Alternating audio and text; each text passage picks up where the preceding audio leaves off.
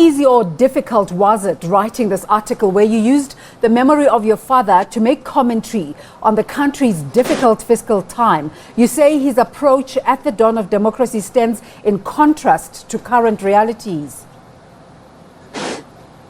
Yes, well, I mean, I think the government of national unity led by President Mandela was in a very, very hopeful time in South Africa, one in which the new dawn of democracy promised a revitalized reality for people in terms of their democratic participation and in terms of the economy. 27 years later, unfortunately, much of that promise has dimmed, and we have 46% unemployment rate, effectively 12 million people out of work who want to work, and 14 million people in work.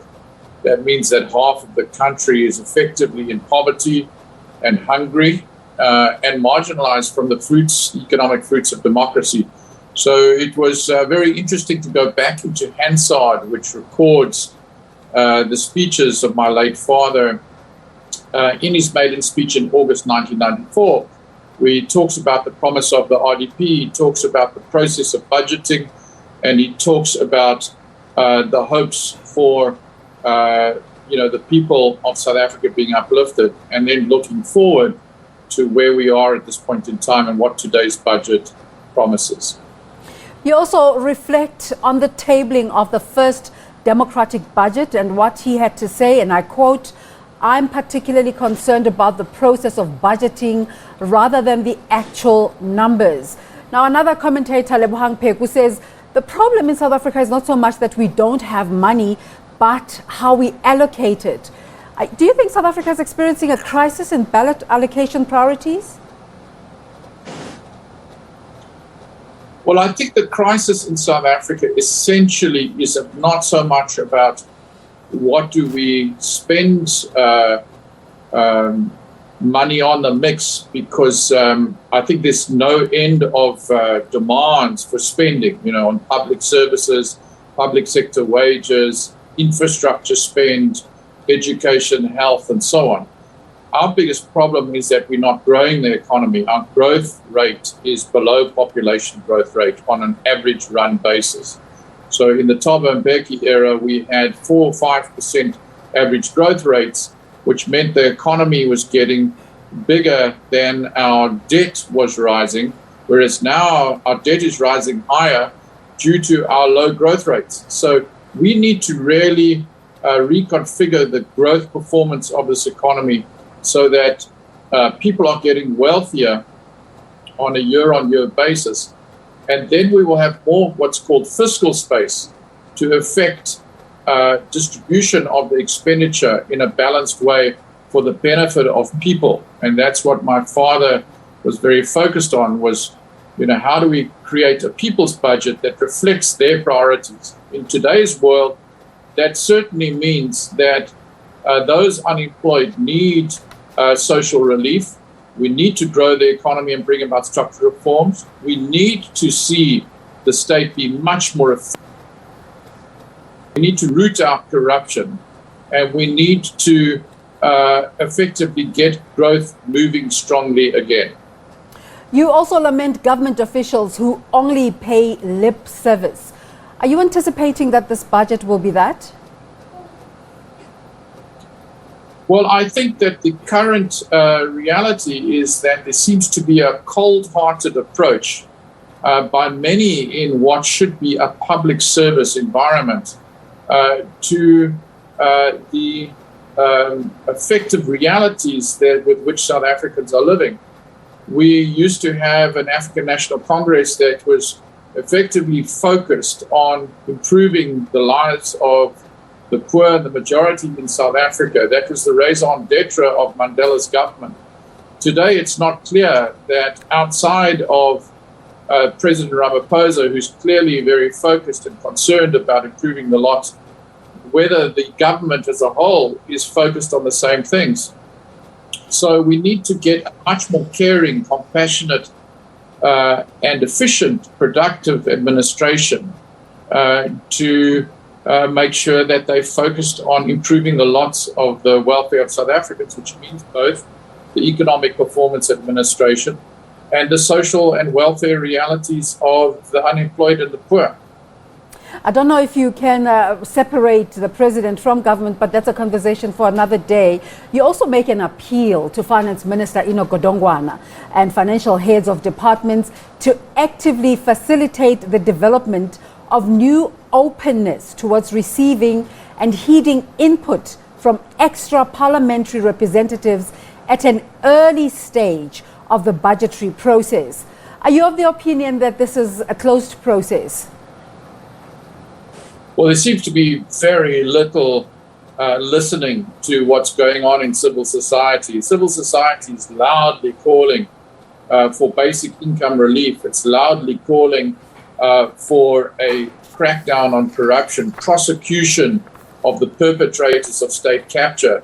And my parents, my mom and my father, who were awarded the Thuli Award in November, wrote a piece where they called for the prosecution of those involved in state capture, the cleansing of the rot in the ANC, and they called for civil society's demands to effectively be activated.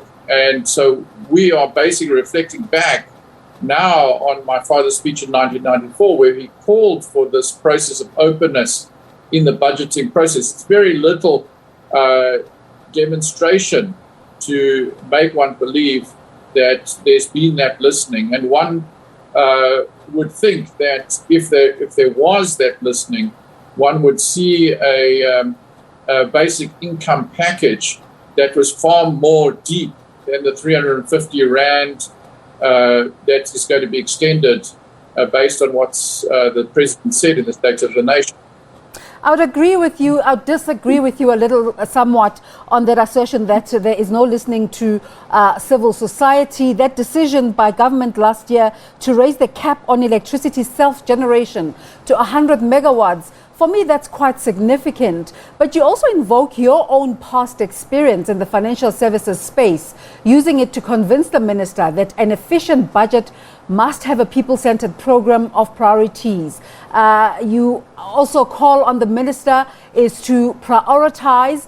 Your other call to the minister is to prioritize, Tiny, your other call to the minister is to sanitize the department.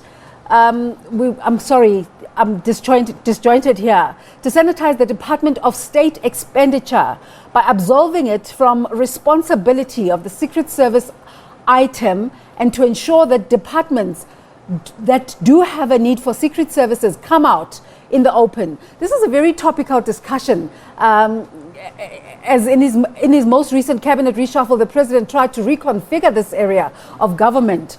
But government's response to the July unrest has shown us that it's not an easy task, is it? Well, just to help you there, that was a statement by my father in 1994 about the slush funds that he forensically identified in the budget process in 1994 and warned against effectively dark areas of funding in the state to be brought out into the light of public openness and transparency. And obviously in the July insurrection last year, we saw the consequences of these kinds of slush funds in terms of the public interest, which were clearly, it was a huge risk to South Africa. So this is an example of the fact that we need to see transparency and we need to see accountability in spending, and we need to root out corrupt forces who rest in the security institutions, who are using in a completely unaccountable way state funds to effectively corrupt the administration. And one was extremely concerned to hear that there was an allegation that 20 million Rand was paid to remove the security of President Ramaphosa at the Nasrec conference, part of the slush funds that were being administered under the State Security Agency. So these are examples where one must ensure this accountability and transparency in all respects throughout the administration.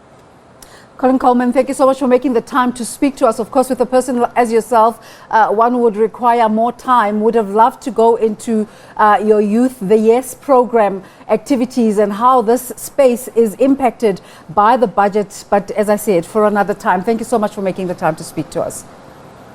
Appreciate it. Colin Coleman is a former CEO of the Sub-Saharan Africa at Goldman Sachs, and he's now with the YES initiative that's encouraging employment for young people in the country, giving his commentary on the 2022 budget.